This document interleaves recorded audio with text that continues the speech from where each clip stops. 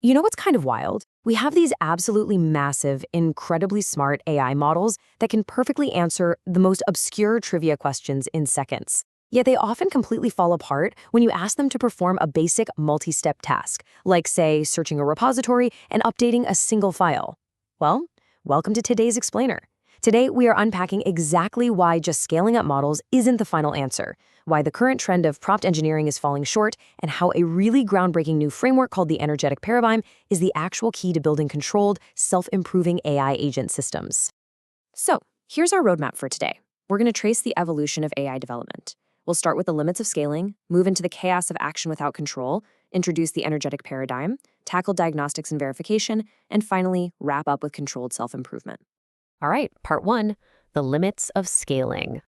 For years, the whole AI industry essentially operated under this powerful expectation that if we just added massive amounts of compute and data, models would just magically keep getting better forever.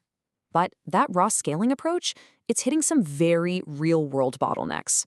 High-quality training data is not infinite, and honestly, neither are compute budgets. Inference cost and latency actually matter just as much as benchmark performance these days. Which brings us to a stark contrast we need to talk about: raw model capability versus actual system actionability.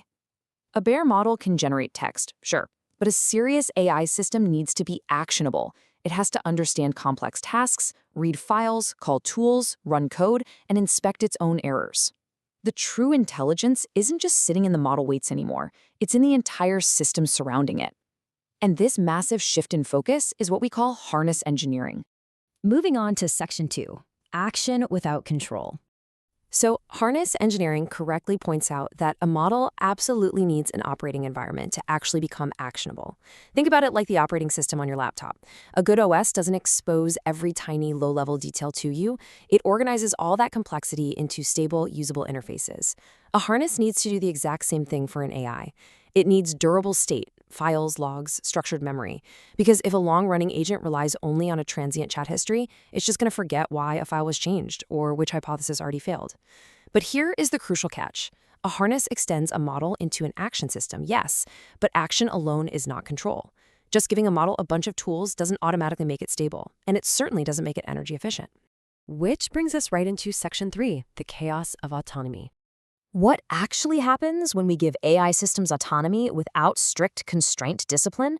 Well, the red warning zones start flashing everywhere. Every single tool you add expands the action space. Web access allows for great retrieval, but it also opens the door to massive distraction. File editing allows the AI to repair code, but it also allows for destructive, irreversible changes. Without discipline, agents suffer from context pollution. They become completely unable to separate their active plans from obsolete ones. They overuse tools, literally burning through compute with endless, useless API calls. They even start reward hacking, finding sneaky ways to just optimize for a test score rather than providing actual robust value.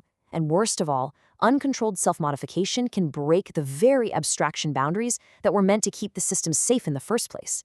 Basically, a larger action space simply multiplies the ways an agent can completely fail. Section 4, the energetic paradigm. We clearly need a structural diagnosis and a real solution to all this chaos. Enter the energetic paradigm, or EP for short. EP solves this entire harness problem by changing the basic unit of analysis. It shifts the design question away from simply asking, what tools do we need to add, to managing intelligence as a measurable energy flow system. Under EP, a task creates a directional gradient. Tools create action pathways. Constraints define permissible paths, and failures reveal energy leakage. The harness is no longer just some loose, messy wrapper of tools. It becomes a highly disciplined cybernetic control architecture. What makes EP so fascinating is how it specifically rebuilds that harness. Instead of mixing everything together in a giant black box where a model just gets a massive prompt and spits out some text, EP separates the control variables. It explicitly forces the system to track the overarching goal, the specific path it took to get there, the compute cost, the binding constraints, and the hard verification evidence. EP forces every single layer to remain highly visible, and that prevents the system from ever confusing a plausible-sounding hallucinated answer with a truly verified result. And it mechanically patches these vulnerabilities step by step. Instead of suffering from that context overload we talked about, EP actively separates active constraints from long-term, durable memory. Rather than letting an agent blindly overuse tools and just waste compute, EP strictly scores every single tool call by its necessity, its cost, and its reversibility. And to prevent that sneaky reward hawking, it enforces strict external evaluation boundaries, using multi-signal verification, so the system can't just game one single metric. It systematically converts absolute chaos into governed, predictable processes. Section 5. Diagnostics and Verification. We have to look at how this cybernetic approach handles making a mistake, because it's fundamentally different than a standard harness. The contrast is actually brilliant. In an ordinary harness, an agent repeats mistakes, treating them as just wasted compute. The failures are just dumped into its memory as narrative clutter, confusing it further. But in the energetic paradigm, a failure is actively converted into a valuable diagnostic signal. A failure explicitly tells the system which path consumed energy without reaching the target.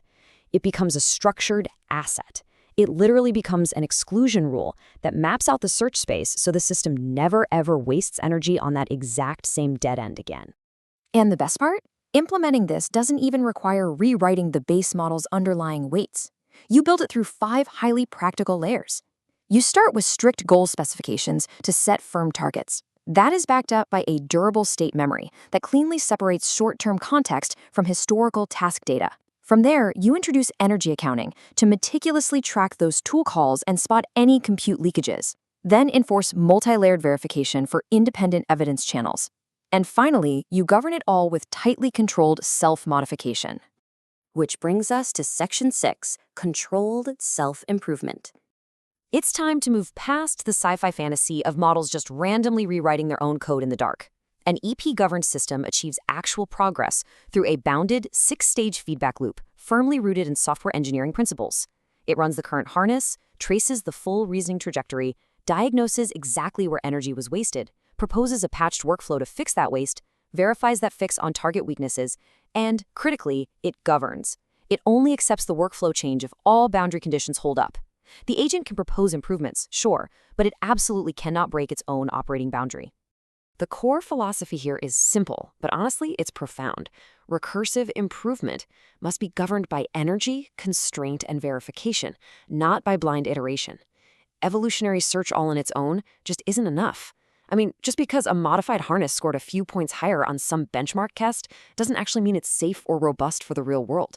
Did it merely shift the compute costs somewhere else? Did it just overfit the evaluator?